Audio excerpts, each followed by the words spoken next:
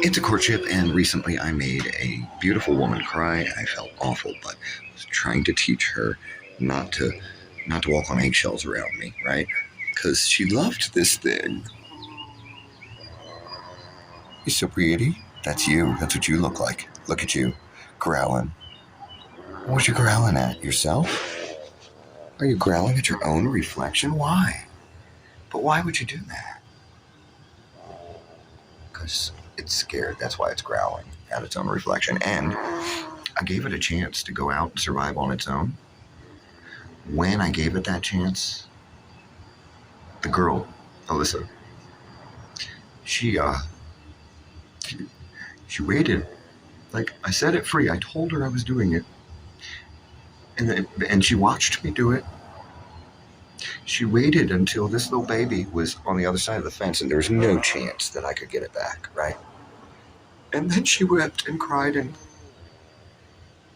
wanted me to get it back. So I snapped into action, even though I knew it was a completely impossible task. I jumped that fence. Hey, don't bite, don't bite. I jumped the fence that Freddie Owens made. I broke. I had a funeral for Freddie recently, and I broke his fence, trying to get this back for a girl that I just met. What? To teach a lesson. She cried. She hasn't seen me since, I don't think. I told her it'll come back.